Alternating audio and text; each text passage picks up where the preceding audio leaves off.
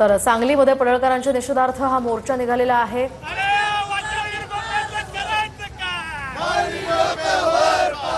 जोरदार घोषणाबाजी इथे सुरू आहे। आपण थेट जाऊयात आपले प्रतिनिधी भूषण पाटील यांच्याकडे। भूषण, काय सांगाल? मोठ्या संख्येने राष्ट्रवादी शरद पवार गटाचे पदाधिकारी आणि कार्यकर्ते मोर्चात सहभागी झालेले आहेत, काय अधिकचे अपडेट्स? नक्कीच काल आमदार गोपीचंद पडळकर यांनी जयंत पाटील यांच्या संदर्भात बोलताना जे काही संतापजनक वक्तव्य केलं त्याचे पडसाद आज सांगली जिल्ह्यामध्ये उमटत आहेत।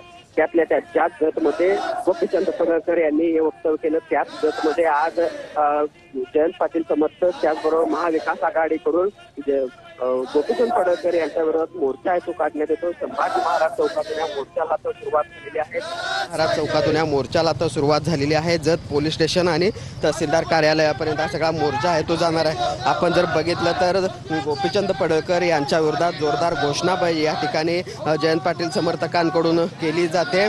त्याचबरोबर जो अभियंता या सगळ्या अभियंत्याच्या मृत्यूमुळे हे सगळं मोर्चा झाला, त्याचबरोबर हे वक्तव्य झालं, त्यांना देखील श्रद्धांजली वाहण्यात येते। मात्र आपण बघतो की मोठ्या प्रमाणावर जयंत पाटील समर्थक महाविकास आघाडीचे कार्यकर्ते जे आहेत ते या सगळ्या मोर्चासाठी त्यामुळे वातावरण देखील काहीच तणावपूर्ण पाहायला मिळते आणि या सगळ्या आंदोलनाच्या पार्श्वभूमीवर पोलीस बंदोबस्त देखील जत आणि परिसरामध्ये मोठ्या प्रमाणावर तैनात केल्याचं बघायला मिळते। कारण आज जयंत पाटील समर्थकांनी गोपीचंद पडळकर यांना जतमध्ये येण्याचं आव्हान आहे ते दिलेलं आहे।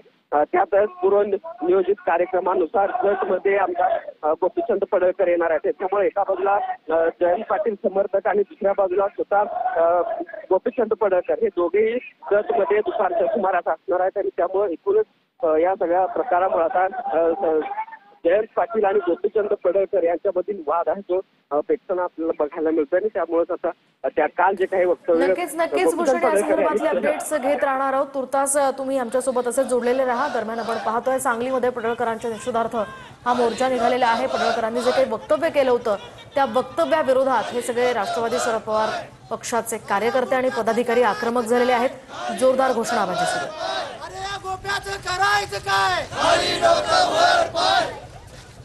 अवधूत वडाऱ्यांना न्याय मिळालाच पाहिजे। अवधूत वडाऱ्यांना न्याय मिळालाच पाहिजे। अवधूत वडाऱ्यांना न्याय मिळालाच पाहिजे। दोषींवर कारवाई झालीच पाहिजे। आपण पाहतोय या ठिकाणी जोरदार घोषणाबाजी सुरू आहे। पडळकरांच्या वक्तव्याचे सर्वत्र पडसाद उमटतात, त्यातही सांगलीमध्ये विशेषतः याचे पडसाद उमटताना पाहायला मिळतात।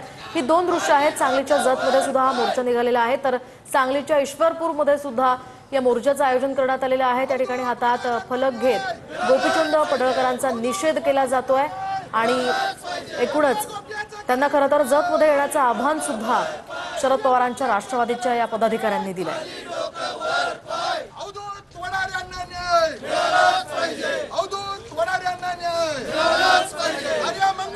चोराचं करायचं काय? खाली डोकं वर पाय। गोप्याचं करायचं काय? खाली डोकं वर पाय। अवधूत वडाऱ्यांना न्याय मिळालाच पाहिजे।